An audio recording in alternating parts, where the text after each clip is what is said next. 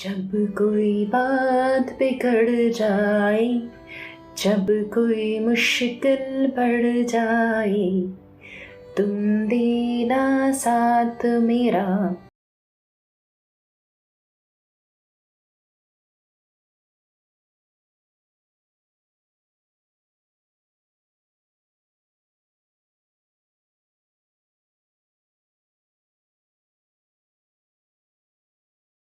Welcome to another episode of दिल की कहानी। और मैं हूँ आप लोगों की बेसुरी मयूराक्षी, क्योंकि मुझे गाना नहीं आता पर गाने की कोशिशें कर लेती हूँ। तो आप मेरे टूटे फूटे गाने से ये समझ ही गए होंगे आज का टॉपिक क्या है। हाँ, एक कहानी है अधूरे प्यार के बारे में। फिर से हम प्यार के बारे में बात करते हैं। तो चलिए देर ना करते हुए शुरू करते हैं आज की कहानी का फर्स्ट पार्ट।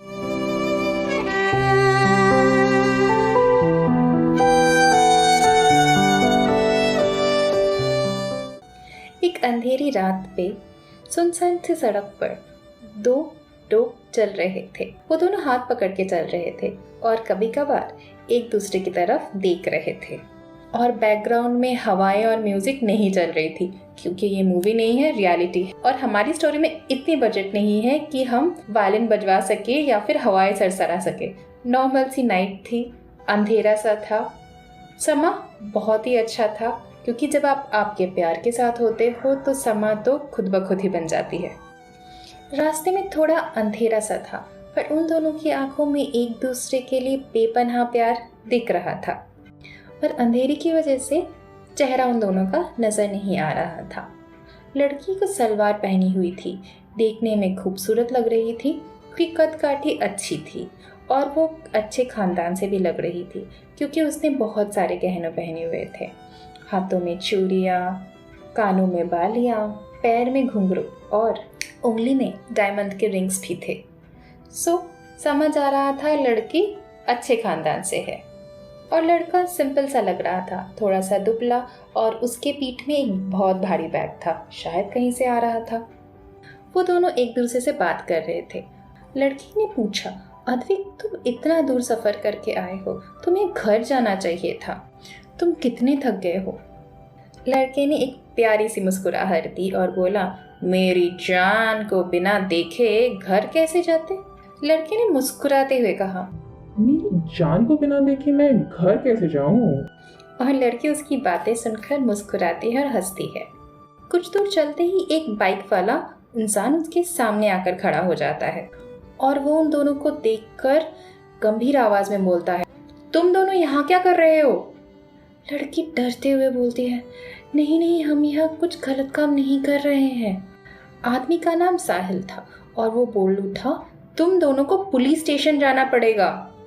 दोनों घबरा जाते हैं।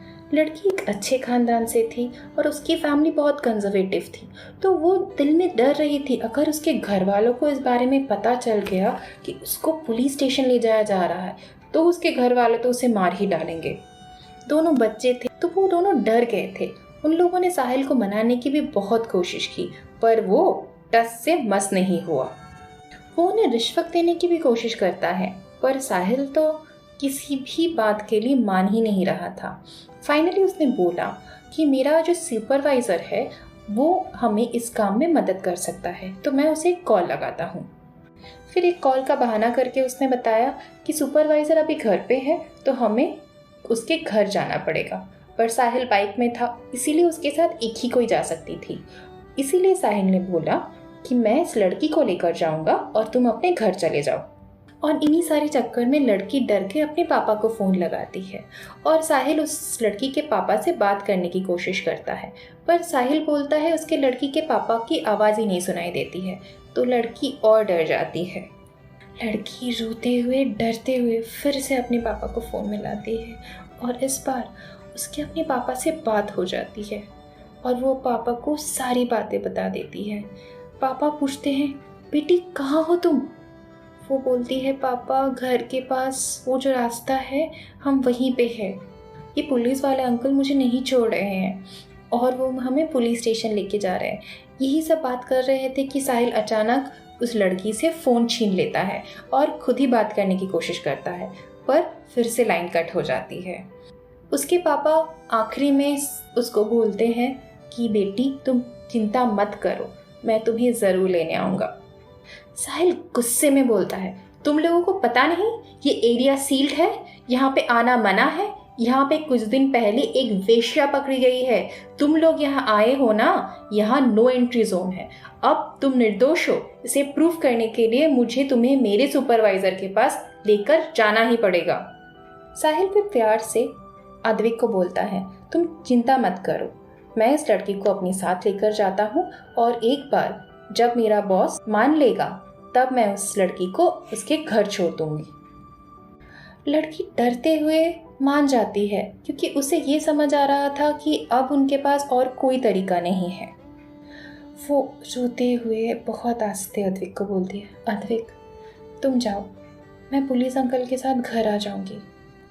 अद्विक मना करता है और बोलता है, नहीं जान, मैं तुम्हें अकेला नहीं छोड़ूंगा।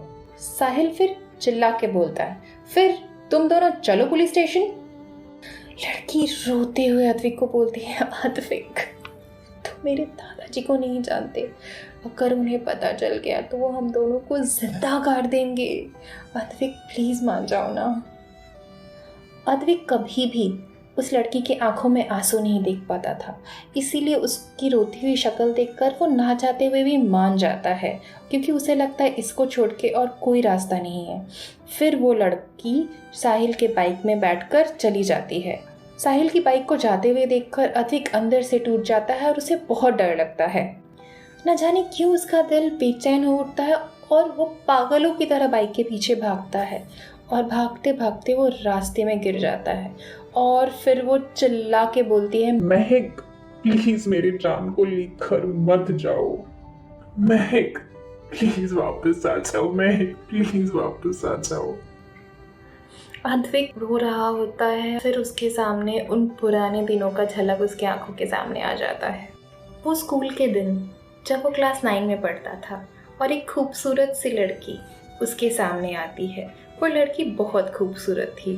वो लड़की के लंबे बाल थे घुंघराले और आंखें झील जैसी थी, मानो किसी ने बहुत फुर्सत से उसे बनाया था। और उसकी हंसी अद्विक के कानों में कोई प्यारा सा सरगम जैसा लगता था। अद्विक को उससे पहली नज़र से ही प्यार हो गया था। अद्विक उसे छुप छुप कर देखने की कोशिश करता था, पर बात कभी वो कर नहीं पाता था। फिर एक प्रोजेक्ट के सिलसिले में दोनों की थोड़ी बहुत बातें शुरू होती है। महक पढ़ाई में बहुत अच्छी थी, क्लास की टॉपर भी थी और अद्विक एक एवरेज सा लड़का हुआ करता था। महक का थोड़ा बहुत एटीट्यूड था और उसका अपना एक अलग ग्रुप हुआ करता था और उस ग्रुप के बाहर वो किसी भी लड़का या लड़की से बात नहीं करती थी और उस ग्रुप में सिर्फ टॉप स्टूडेंट्स ही आते थे।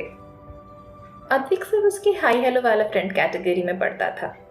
अद्विक उसके इंस्टा के हर पोस्ट को फॉलो करता, हर पोस्ट में कमेंट भी करता और बहुत सारे लड़के महक के दीवाने भी हुआ करते।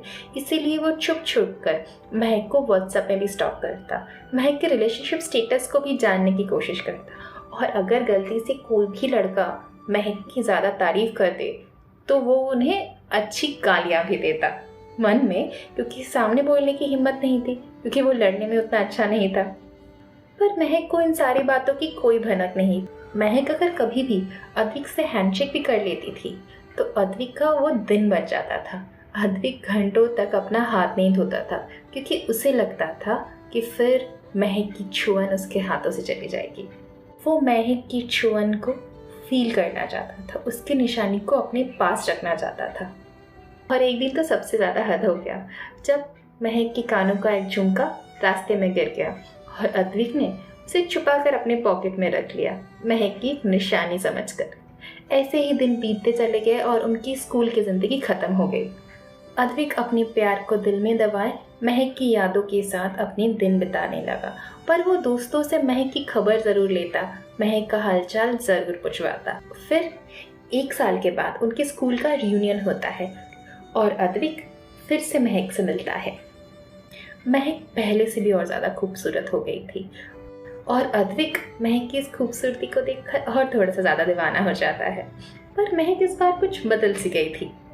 महक का घमंड कम हो गया था और वो सबसे बात कर रही थी। अद्विक भी अब जिम जाने लगा था तो वो भी थोड़ा सा ठीक ठाक दिखने लगा था। लड़कियां थोड़ा बहुत अद्विक को भी नोटिस कर रही थी और लड़के तो पहले से ही महक पे लट्टू थे, पर अद्विक बहुत ही प्यार से कोशिश कर रहा था कि कोई लड़का ज़्यादा महक के ना पास आ सके और अद्विक उससे बातें करने की भी कोशिश कर रहा था। जैसा वो चाहता था वही हुआ। अद्विक और महक घंटों बातें किए। बातें करते करते वक्त कहाँ से बीत गया उन लोगों को पता ही नहीं चला, क्योंकि इत्तेफाक से इस बार महक की बेस्ट फ्रेंड नहीं आई थी रियूनियन में, तो वो काइंड ऑफ अकेली थी। इसीलिए अद्विक ने उसी मौके का फ़ायदा उठाया और उसके साथ अद्विक उसे उस बार घर भी छोड़ कर आया था। धीरे धीरे उन दोनों की दोस्ती और गहरी होती चली गई और महक ने अद्विक को अपना बेस्ट फ्रेंड बना लिया। महक ज़िंदगी की हर बात अद्विक से शेयर करती, छोटी से छोटी बात, उसके घर के बारे में, उसके दोस्तों के बारे में, उसके भाई बहनों के बारे में। यहाँ तक कि महक के परिवार भी अब अद्विक को बहुत अच्छी तरह से जानते था। तो काइंड ऑफ दोनों एक दूसरे के बारे में जानते थे और दोनों का एक दूसरे के घर में आना जाना भी शुरू हो चुका था। महक भी अद्विक के घर जाती और अद्विक भी महक के घर आता। दोनों घर वाले भी समझ रहे थे कुछ तो चल रहा था, पर महक और अद्विक एक दूसरे से बात ही नहीं कर पा रहे थे। काइंड ऑफ वो अपने बेस्ट फ्रेंड्स वाले मोड में थे, पर अद्विक को लगता है अब कुछ तो करना चाहिए। इसीलिए जब महक का बर्थडे आता है तो वो बहुत कुछ प्लान करता है और फिर वो सोचता है इस बर्थडे में वो महक को प्रपोज करेगा और अगर इसके बाद महक उसे मना भी कर देती है फिर भी वो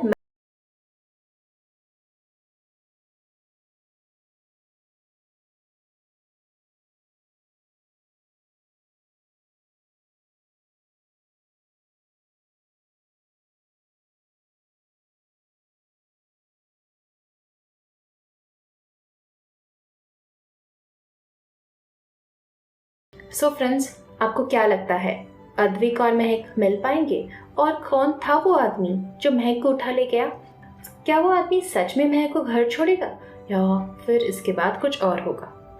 इन सबको जानने के लिए आपको अगले एपिसोड्स का इंतजार करना पड़ेगा। सो होप आप लोगों को ये स्टोरी अच्छी लग रही हो तो प्लीज़ आपका रिव्यू हमारे साथ ज़रूर शेयर कीजिएगा स्पॉटिफाई पे।